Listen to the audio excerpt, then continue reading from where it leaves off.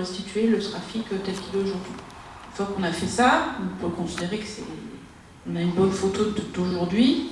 Et l'exercice, c'est de savoir comment ça sera demain. Demain avec projet et sans projet. D'abord sans projet, puis après avec projet. Et donc, on a des hypothèses d'augmentation du trafic, des hypothèses aussi de report modal, parce qu'il y a aussi un certain nombre de projets de transport collectif qui amènent à du changement des modes de déplacement, des hypothèses au niveau régional, puis après qu'on affine au niveau local. Et puis après, on intègre toutes les hypothèses de développement, ce qu'on appelle les hypothèses de développement population-emploi, là où il y a justement des zones d'habitation qui se créent, des zones d'aménagement, des zones de... là où ça se construit, en fait, on essaye d'imaginer le nombre de... ce que ça va générer comme activité de population, ce que ça va générer comme déplacement, et tout ça on le met dans le modèle. Et il nous aide justement à savoir par où passeront les véhicules et les zones qui seront... et comment va évoluer le niveau de congestion des routes. C'est comme ça que ça fonctionne. Et on fait le même exercice avec et sans projet. C'est comme ça qu'on essaye de voir comment va évoluer le trafic. Alors dans notre cas, on a remarqué que le fait de relier les deux RD amenait une nouvelle répartition du trafic, c'est vrai, mais alléger des points de congestion qui allaient se créer et qui allaient devenir encore plus compliqués qu'aujourd'hui. En fait. Ça répartit mieux le trafic, ça génère pas de trafic supplémentaire, mais ça mérite de mieux répartir les trafics et donc du coup, au global, de diminuer la congestion. Voilà. Ça ne la déplace pas, ça empêche qu'elle se crée à certains endroits et qu'elle s'aggrave. Si, au final, ça la diminue.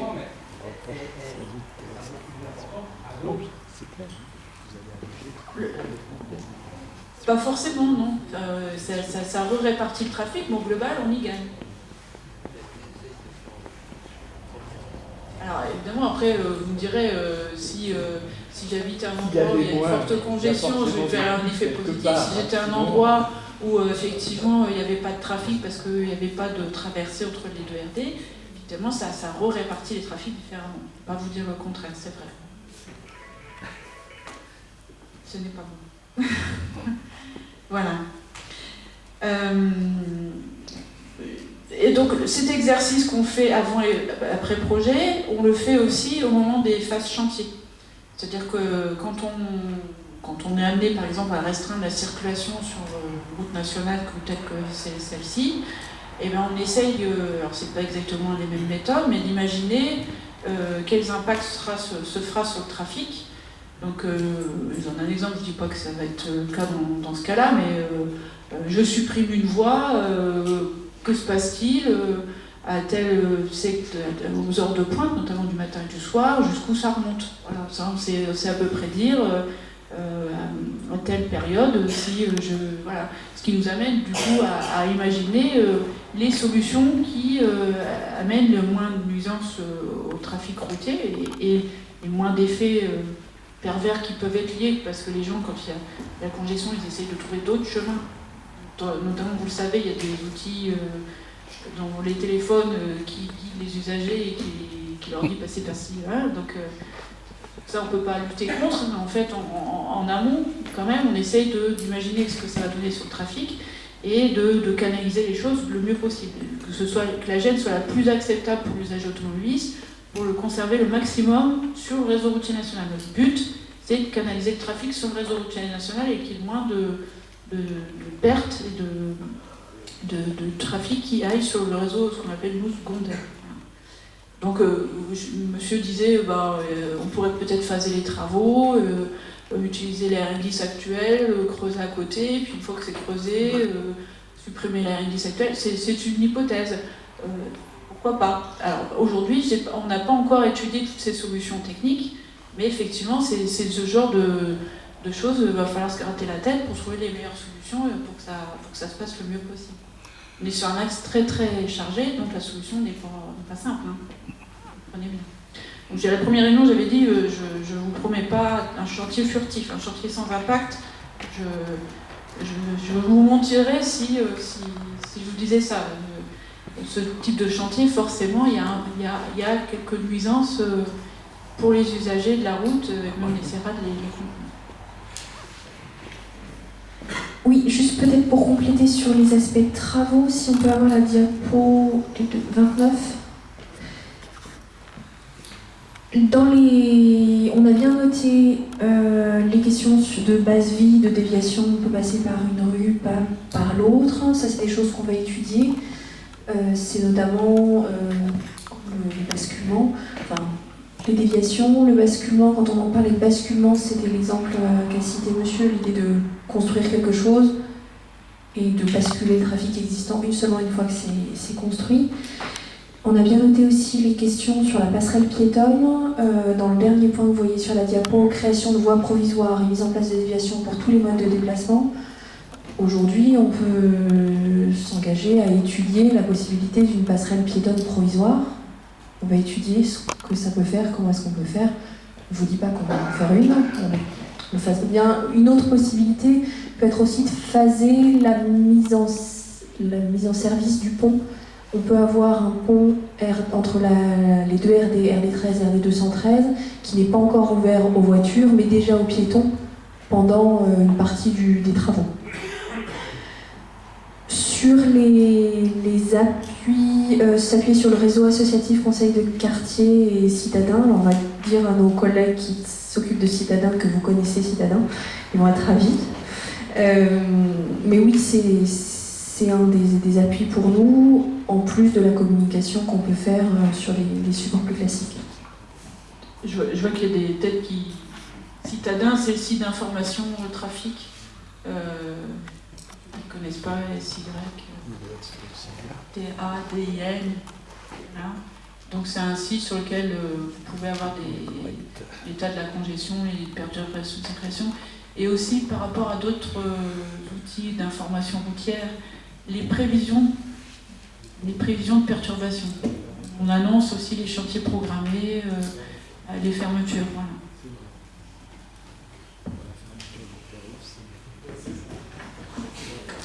Alors, sans doute vous n'aurez pas eu toutes les réponses, il y a des choses à l'étude et donc on peut donner rendez-vous au moins peut-être à la réunion de clôture sur la suite qui va être donnée. Il y a eu quand même deux questions sur le parking de la gare, oui. Je pense qu'il faut... Oui, ça mérite réponse. Est-ce qu'on peut peut-être passer la parole ? Oui, le parking de la gare, donc c'est un projet qui a été acté, qui est en cours qui va être réalisé. Deux phases, toujours est-il la première phase à 750 places, donc les interrogations, on dit aujourd'hui il y a 1100 places, on va passer 750 places. 150 places supplémentaires qui sont également prévues à terme, et pourquoi pas 1100 places. On va revenir sur le pont Schuller, qui est je dirais une des prémices de ce parking, et de la transport en commun en site propre. Vous savez que l'objectif de l'agglomération est de développer le transport en commun et l'utilisation, je dis bien l'utilisation des circulations douces et du transport en commun. Donc, doublement du pont Schuller pour le transport en commun en site propre, réalisation avec également des pistes dédiées circulation douce, réalisation de la Malmedonne avec également la piste circulation douce, circulation partagée vélo piéton, et également donc la question, l'interrogation qui vient en complément, je l'ai entendu tout à l'heure, c'est oui, mais il faudrait également une desserte de bus complémentaire pour amener tous les passagers directement par ce pont de la Malmedonne. Alors pour l'instant, j'ai pas de réponse. Je peux peut-être me tourner vers Monsieur Vega. À terme, bien évidemment, vous savez qu'on a refondu refondu sur l'ensemble de la région Île-de-France et plus particulièrement sur l'agglomération de Saint-Quentin les réseaux de bus. Il y a eu pas mal d'ajustements, de besoin de revoir avec des associations pour modifier, synchroniser des arrivées de bus avec des trains et améliorer des dessertes. Et je peux peut-être passer à Monsieur Vega qui va vous développer particulièrement ce point-là. qui est le futur des transports en commun, notamment sur ce secteur. Merci. Effectivement, quand on a pensé la restructuration du réseau de bus sur l'agglomération, on a travaillé à l'horizon 2030. Et à l'horizon 2030, donc on a posé les premières étapes de restructuration du réseau de bus que vous avez pu constater en septembre 2018 sur Maurepas et Coignères. Et dans l'horizon 2030, on a pensé Malmedon réalisé et on a esquissé effectivement un réseau refondu avec l'arrivée de Malmedon et une desserte complémentaire, parmi une forte, qui prendrait effectivement cet ouvrage pour aller notamment desservir le secteur de Paris-Ouest et Maurepas et Coignères. Donc ça, effectivement, on a déjà projeté ces éléments-là. Merci, M. Legge.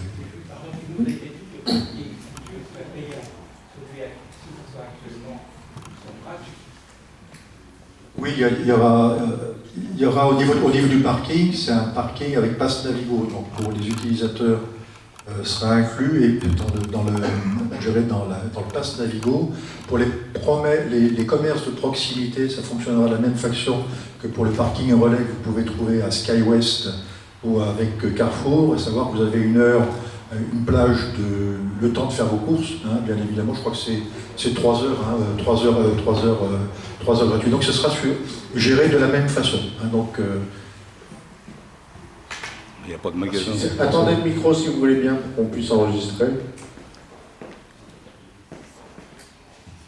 Excusez-moi, oui, j'ai une question farfelue à vous poser, mais les parkings sont saturés, donc n'est-il pas impossible de concevoir 2 niveaux de parking et au-dessus du niveau, ou creuser comme ça, au-dessus du niveau, ça dégage du terrain, enfin une zone pour construire des immeubles.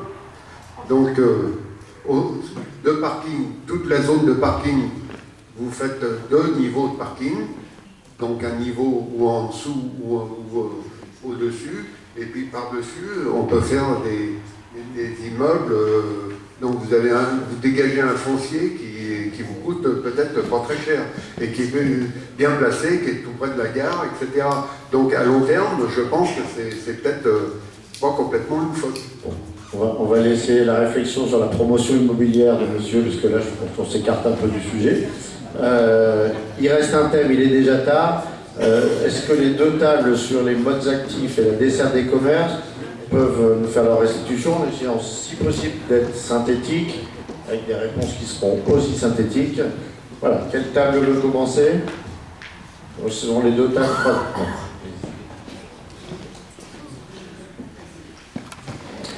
Donc on va essayer d'être synthétique, effectivement. On voulait parler de la passerelle temporaire, donc ça c'est réglé. Donc la première question, c'était quels sont les principaux enjeux du secteur en termes de cheminement pour les modes actifs. Je dirais qu'aujourd'hui, pour les commerces, il n'y a quasiment pas de cheminement autre que la voiture en Coignères. Et d'autant plus le long de la 10. Car aujourd'hui, quand on veut prendre le vélo pour prendre la piste cyclable le long de la 10, c'est pas une piste cyclable, c'est un parking pour voitures et camions. Donc c'est excessivement dangereux, donc très peu de personnes le font. Donc déjà, ce serait... Déjà, même avant les travaux, si on pouvait régler ce problème, ce serait extraordinaire. Non mais c'est vrai, c'est que des fois, que ce soit avant le carrefour côté Maurepas ou après côté Coignères, avant c'est souvent des camions, une fois qu'ils sont garés, on est obligé de passer sur la 10 avec le vélo. Et après, il y a des voitures tout le long, donc les piétons et les voitures ne peuvent pas passer. Donc après, la question, avez-vous des suggestions d'aménagement à la voie? Déjà, avoir une vraie voie piétonne et un vrai trottoir qui soit accessible uniquement aux vélos et aux piétons. Et on avait rajouté que, parce que sur les dessins qu'on a eus, il n'y a pas de piste cyclable ou de trottoir sur la RD13 quand on remonte sur Maurepas, que ce soit prévu. Et on a même rajouté si ça pouvait être prévu, parce que pas comme sur le boulevard des Arpents, où les vélos et les piétons sont ensemble, c'est pas très large. Et ça peut être dangereux, surtout quand il y a des vélomoteurs.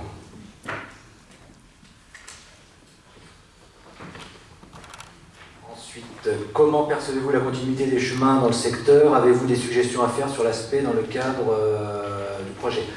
On est revenu, enfin, on est resté sur le fait qu'aujourd'hui il n'y avait pas grand-chose de possible, et donc au vu du plan ça paraît beaucoup mieux, mais l'inquiétude c'est vraiment de veiller à ce que ce soit fait de façon à ce que les automobilistes et les camions ne puissent plus se garer.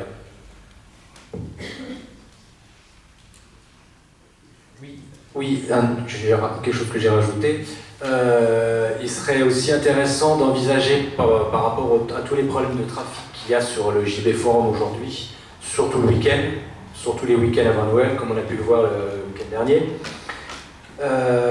qu'il soit réfléchi à ce qu'une fois que ce carrefour sera ouvert, on puisse sortir du forum par la RD 213.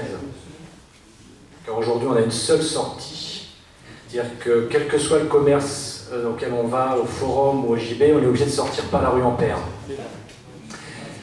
Donc il faut absolument qu'on trouve une solution pour pouvoir désengorger la rue Ampère et ouvrir une sortie par la RD 213. Moi ce que j'avais entendu dire à l'époque, c'est que c'était refusé aujourd'hui parce que l'accès sur la Nationale 10 était trop court à cet endroit-là et qu'on voulait limiter les voitures dans ce sens-là. Donc je pense qu'il est très important de réfléchir à une sortie du forum par la RD 213. Après, il y a une autre question qui est quels sont selon vous les principaux enjeux du secteur pour la desserte des commerces et des entreprises? L'accessibilité par tous les modes. Le commerce, je pense que c'est vraiment très important. La visibilité et aussi une vitesse moins importante pour que les voitures puissent s'arrêter sans risque. Aujourd'hui, on entend quand on est commerçant le long de cette partie, on entend régulièrement les poids lourds qui ne supportent pas qu'une voiture ralentisse pour rentrer chez nous.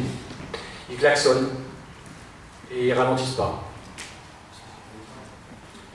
Donc c'est un vrai problème de danger aujourd'hui. Voilà, après c'est encore la même chose, hein, donc toujours le problème de stationnement le long et aujourd'hui le trottoir et les pistes cyclables qui ne sont pas assez larges. Voilà. Et on finissait en disant qu'a priori ce qu'on voit sur le projet ça semble régler pas mal de ces problèmes. Parce qu'aujourd'hui, il ne faut pas perdre de vue qu'aujourd'hui, la plupart des clients des commerces de Coignères, dans cette zone-là, sont ni piétons ni cyclistes. Ils sont tous automobilistes. C'est aussi la façon dont Coignères a été fait. Il y a des commerces un peu partout, c'est pas un centre commercial. Donc il ne faut pas quand même oublier dans tout ça qu'il faut que ce soit accessible aussi facilement pour les voitures, tout en permettant de développer l'accès piéton et vélo. Voilà. Merci. L'autre table sur le même thème, si vous voulez bien. Oui, d'abord...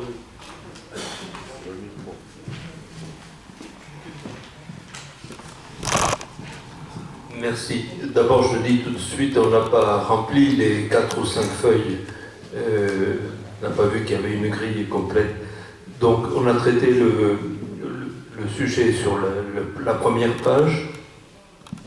Donc effectivement, pour nous, l'enjeu qu'on voit, c'est de rétablir une continuité piéton-vélo, en particulier de la Nationale 10 venant de Trappes et allant vers le centre de Coignères.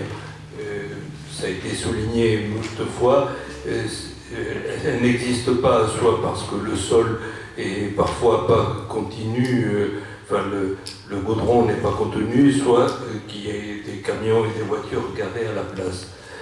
Donc, en analysant le projet, on voit que la voie partagée sur la partie JB débouche sur un trottoir, tout simplement. Et donc il faut la supprimer parce que c'est une source de danger. Et donc notre proposition est, juste après le pont, de la réorienter vers la nationale, vers la RD 213. de façon à aller rejoindre la piste existante sur le boulevard des Arpents. C'est une meilleure, c'est plus logique et plus sécurisé d'aller sur Coignères en quittant le bord de la National 10. Pour ça, ça nécessite, nous semble-t-il, plutôt de créer un rond-point sur la RD 213 avant l'accès au pont, qui éviterait les feux, et un autre rond-point, ce qui vient d'être dit, qui permettrait aux voitures sortant du forum de gagner la RD 213, soit pour aller vers Paris, soit pour aller vers Rambouillet, et ça supprime cette bretelle extrêmement courte et très dangereuse qui se trouve juste à la jonction de Morpas et de Coignères. Voilà. Pour être sûr de comprendre, est-ce qu'on peut avoir la diapo 12? Et si je peux vous inviter à venir pointer, comme ça on est sûr de...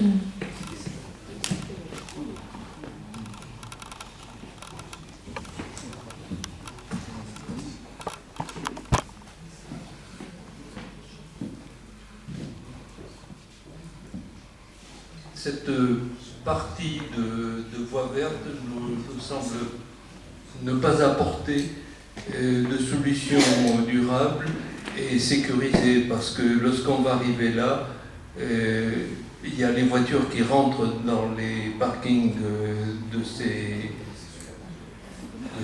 établissements-là, et il semblerait plus logique de faire poursuivre cette voie verte pour récupérer le boulevard des Arpents, qui n'est pas là, qui est un peu plus loin.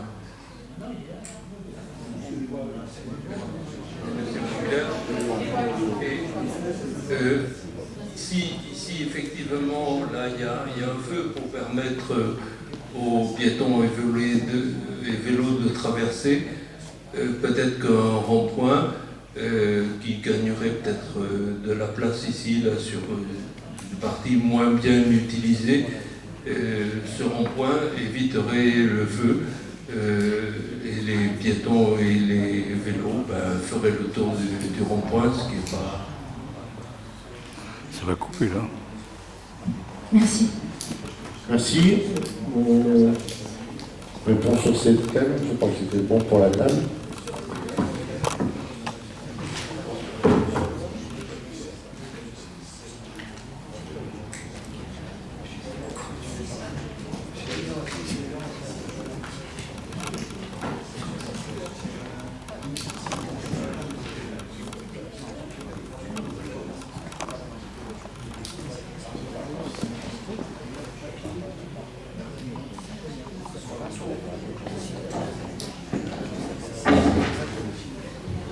Si j'ai bien noté les remarques des deux tables, donc il me semble que là, il y a peut-être deux avis qui sont un peu contradictoires, différents, parce que là, si j'ai bien noté, de ce côté-là, vous seriez plutôt pour... vous seriez plutôt sur donc bien avoir un aménagement donc piéton-cycle de ce côté-là, pour que les sociétés et les commerces, restaurants soient accessibles par piéton-vélo. Et là, de ce côté-là, c'est plutôt, ça sert à rien de mettre une piste cyclable là, il faut la faire passer par ici, et pour qu'après, les vélos puissent accéder au commerce par le haut, par le boulevard des Arpents. Les deux. C'est complémentaire, c'est pas contradictoire, c'est complémentaire. Et après, c'est peut-être aussi conséquent, il y a des commerçants qui sont juste là, et là,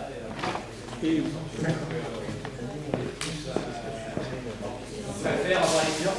On préfère que les clients puissent venir jusqu'à chez nous, quel que soit le moyen. En vélo, j'y vais en vélo, moi j'ai travaillé au vélo, on y passe, hein, mais c'est dangereux. Les cadres. Moi je les vends. Alors.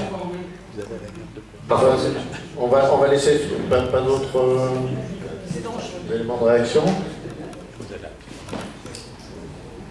Alors, on a bien noté l'attention des riverains sur les continuités, sur la sécurité, le fait qu'il ne fallait pas qu'on continue à fonctionner comme aujourd'hui avec une des photos qu'on avait montrées la dernière fois, qu'on a remontré là. Si j'arrive à retrouver le numéro de la diapo. Merci, c'est celle-ci. Où on voit, ou même on s'est aperçu que la première photo était presque mieux, donc la première diapo, où il y avait encore plus de camions garés. Alors là, il y a des voitures au bout devant le restaurant Villa Maria. Voilà. La première diapo, oui. C'est bon, elle est là. Donc là, on voit, ça devait être pris un midi, avec la file de voitures et de camions. Il faut, pardon, si vous pouvez prendre un micro pour que tout le monde vous entende. Monsieur dit qu'on peut passer quand même une cabine. Que si c'était comme ça tout le temps, on peut passer. Là, c'est très très bien. Mais il y a des camions, vous voyez la dernière voiture noire, il y a des camions après qui sont garés tout le long et on ne voit plus la piste cyclable. Voilà, là. Il y avait une autre photo. Et voilà, alors c'est pas en permanence, mais ça arrive quand même. Tous les midis. Tous les midis. Oui, surtout le midi. Alors, on laisse répondre, on refera un petit tour d'intervention. C'est là-dessus. Alors, complétez, super. Monsieur le maire, ici. Juste, excusez-moi pour compléter, là ce qu'on prévoit effectivement dans la solution qu'on vous a proposée, c'est donc une voie partagée, mais qui va être séparée par un aménagement paysager des bretelles où vont circuler les voitures. Donc ce phénomène de stationnement des camions sur la voie partagée ne sera pas possible dans l'aménagement qu'on propose. Très bien, ça c'est une réponse. Non, mais ce qui est décrit là est une évidence, hein. C'est un vrai problème. J'ai été saisi à plusieurs reprises, en effet. Les camions qui se garent, les voitures qui se garent, c'est vrai, c'est plutôt le midi. J'ai écrit à la DIRIF sur ce sujet, d'ailleurs. Je ne sais pas si vous avez eu le courrier, mais il y a 15 jours, 3 semaines, je crois, je vous ai saisi de ce problème. L'état aussi de la piste cyclable, hein. Il faut voir qu'à certains endroits, c'est impraticable, quasiment. Il faut un VTT pour passer. Hein.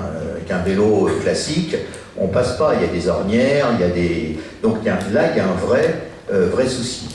Alors, j'ai demandé, moi, à la police municipale de surveiller ça de près et de verbaliser. Parce que je trouve qu'on arrive maintenant à une situation qui est inacceptable. Donc il y aura, et je le dis, hein, alors je le dis aussi aux commerçants qui sont là, parce que c'est pas toujours les autres, hein, c'est pas toujours les autres, c'est peut-être vos clients aussi qui s'y garent. Hein.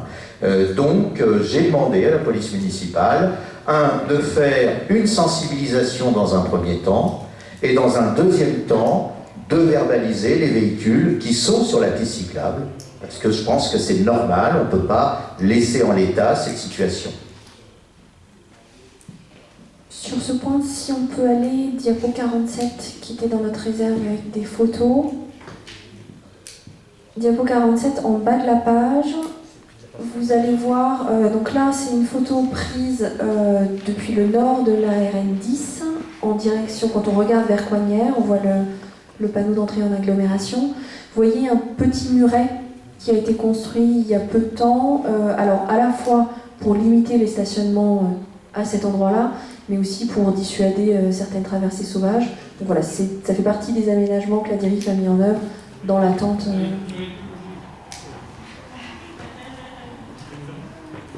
Très bien. Plus d'intervention sur ce point. Je vous propose de conclure. Il est déjà 1 heure avancée, on a passé un peu plus de 2 heures. Je pense qu'on va récupérer toute votre production du jour, évidemment, du soir. Si vous avez un mot à ajouter peut-être, un rendez-vous, le rendez-vous à donner pour la prochaine réunion.